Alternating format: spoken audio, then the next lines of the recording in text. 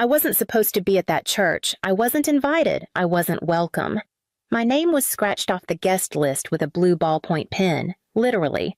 Someone had taken the time to cross it out, then underline one guest per family, just to be clear. Still, I came. Quietly, I sat in the very last pew of that white clapboard Baptist church behind a support column so I wouldn't be seen. I didn't wear black, didn't make a scene. I just wanted to be present, not for their approval, but for the truth. Ivy, my younger sister, looked beautiful. She always did. Blonde, graceful, the kind of woman our mother would describe as the picture of Southern decency. She walked down the aisle holding our mother's arm. Not our father's. He'd passed 6 years ago. They told people it was cancer. It wasn't. But that's not my story to tell. Not yet. The pastor stood beneath the floral arch and welcomed everyone. He gave a short blessing. Daniel, the groom, waited calmly in his gray suit, hands folded. I saw him glance once toward the back of the church. He knew I was there. That wasn't part of the plan, at least not theirs. Then the pastor said it, the line we all know, all expect, but no one ever answers. If anyone here has reason why these two should not be joined in holy matrimony, speak now or forever, hold your peace. Silence, a cough, a baby fussing in a stroller. Then Daniel lifted his hand. There was no drama in his gesture, no storm, just a quiet, deliberate movement like he was reaching for a glass of water. The pastor blinked. Yes, son. Daniel turned slightly facing the pews. I'm not objecting, he said, but I do have something I need to read. It's a letter from someone who's not on the guest list, because she wasn't allowed to be. Murmurs rippled through the room like a sudden wind through tall grass. I saw heads turn. My mother's back stiffened, but she didn't move. Daniel held up a folded page. It's from Ivy's sister. Her name is Miriam. Maybe some of you know her. Maybe some of you were told not to ask. Someone near the front. Maybe. Aunt Claire gasped audibly. A few people shifted in their seats. A man behind me whispered to his wife. I thought she moved to Chicago. I didn't move. I didn't raise my hand. I didn't nod or cry or try to make eye contact. I just stayed where I was, quiet, unseen, as Daniel opened the letter and began to read. In that moment, I wasn't the forgotten daughter. I wasn't the unstable one or the woman who had supposedly cut ties with the family years ago. I wasn't a rumor or a pity story. I was a voice they had erased, and now someone else was giving it back, and I could feel it.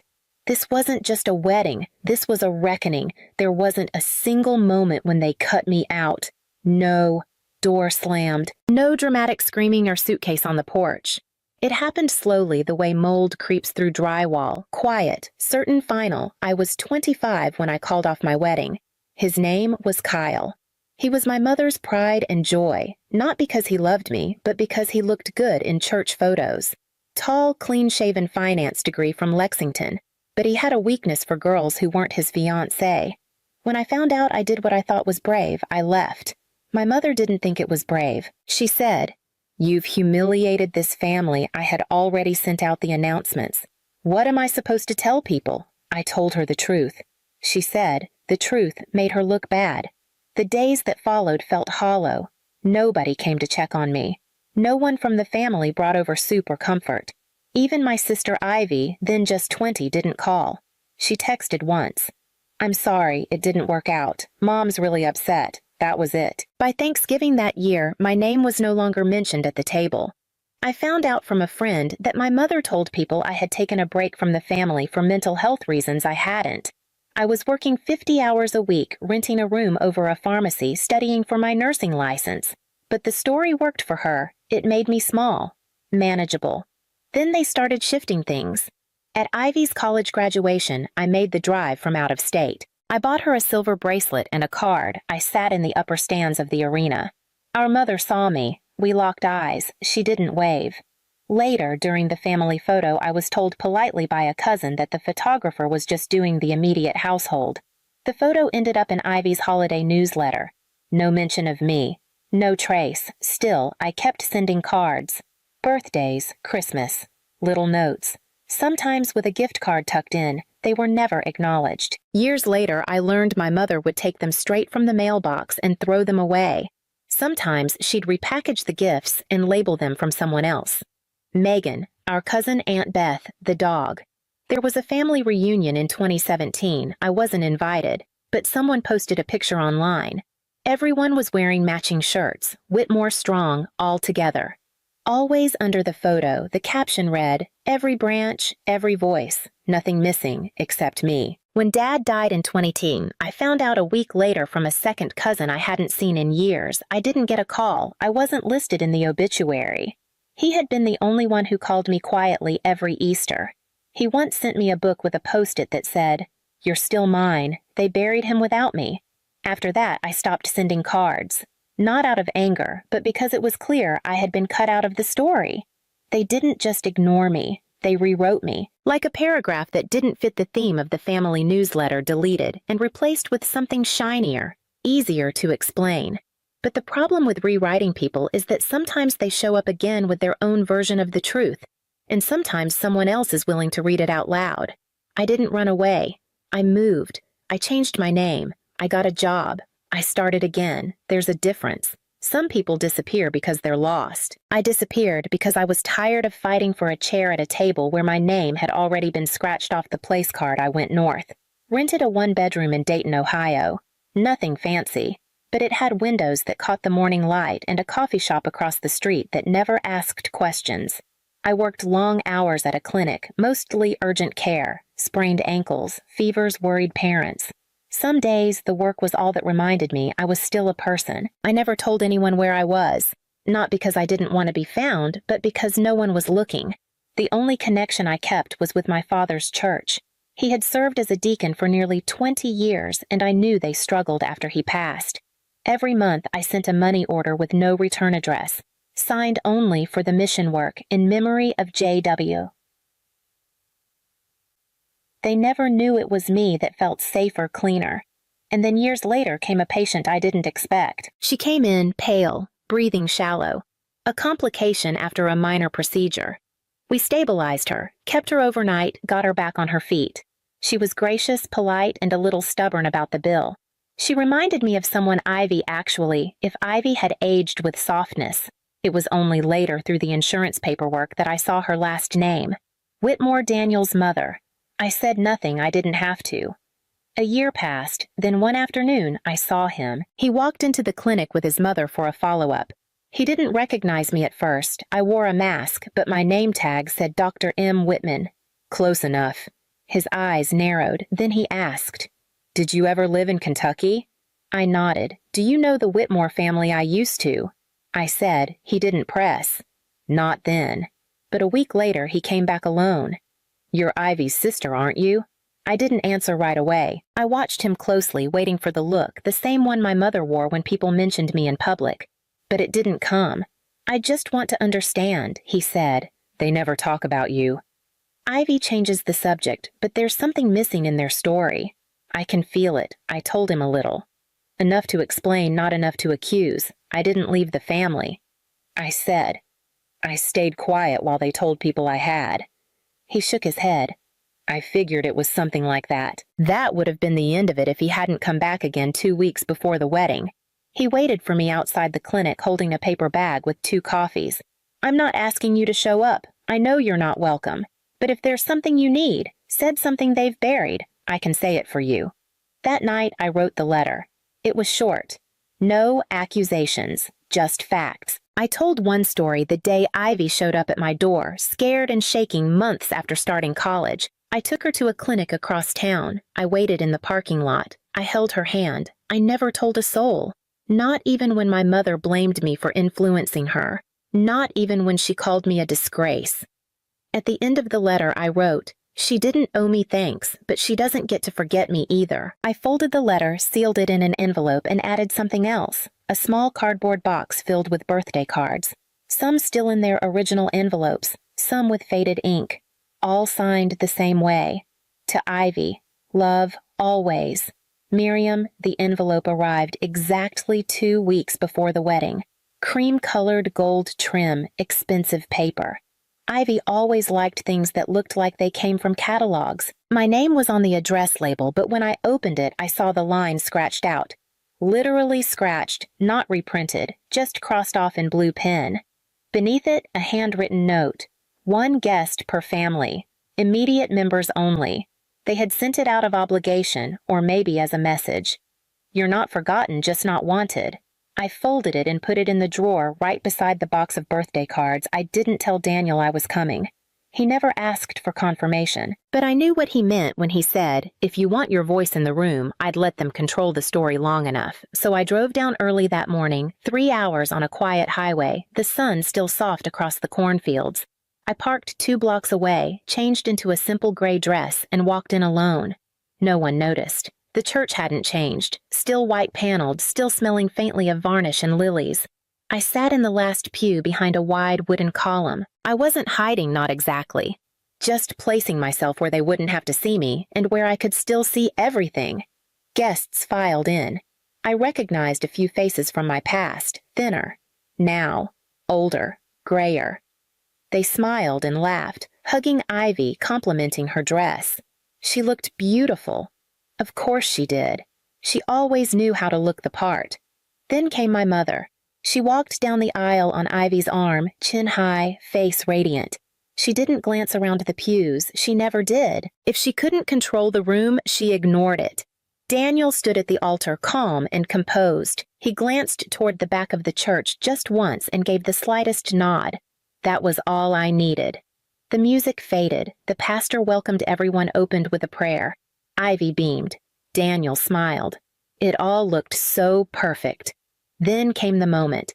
If anyone here has cause to object to this union, the pastor said, speak now or forever hold your peace. Everyone laughed softly the way people do when they're sure nothing dramatic will happen.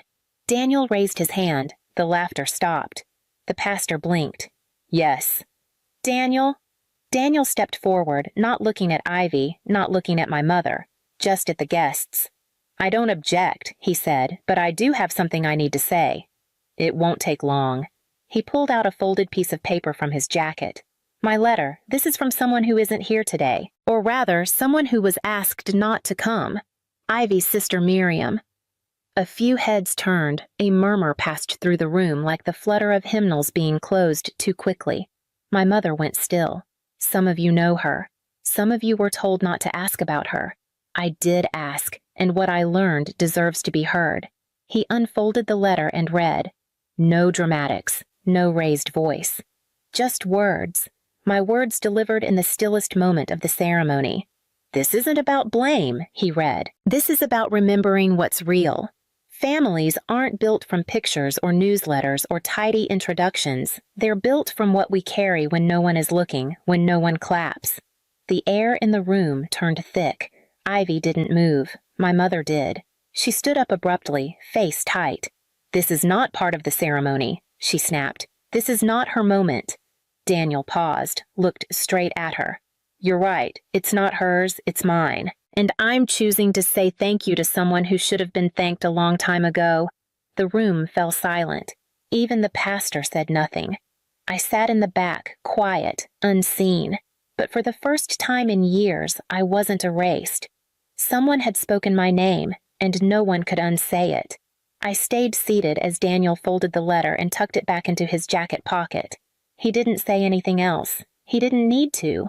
The silence in the church wasn't angry. It was something deeper, disoriented, like people had just been told the ground they were standing on wasn't solid anymore, and maybe it never had been. Ivy didn't cry. She didn't storm out. She didn't reach for Daniel's hand.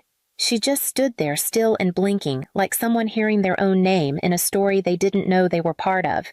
The pastor gently cleared his throat and moved the ceremony forward. Vows, rings, a kiss that felt uncertain, but they got through it. I waited until the recessional began, until people stood and clapped and music covered movement. Then I slipped outside toward the gravel lot behind the church. I didn't need a conversation. I didn't come for closure, but I heard her before I saw her. You really kept all of them. I turned. Ivy stood just a few feet away, holding the cardboard box I'd sent with the letter. She had it clutched to her chest like a baby or a bomb. She opened the lid and looked down.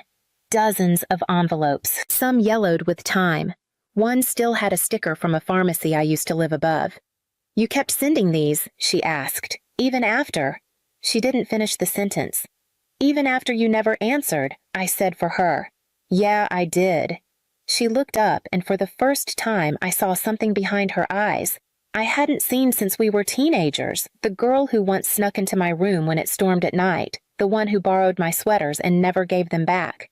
Why, she asked. Because I didn't leave you, I said I left them. There's a difference. She nodded slowly, then shook her head as if the motion canceled itself out. I don't know what to say. You don't have to say anything, I replied. Just don't keep pretending I was never here. She looked down again, ran her fingers across the top envelope. I don't remember this birthday. You were turning 21. I sent you a card with 21 $1 bills taped inside. I thought it was clever. You never got it. Her lips tightened, but she didn't cry. Was that the clinic story? She asked softly. I nodded. You asked me not to tell anyone I didn't. Until now. You shouldn't have had to be the one. I was the only one who stayed in the car. She closed the box. We stood there, two women who shared a last name but hadn't shared a meal in nearly a decade. The air between us wasn't angry. It was heavy like a door that had been shut for so long it no longer fit the frame. I didn't mean for them to erase you, she said. I know I said, but it helped them so they let it happen. She didn't answer, just turned the box over in her hands.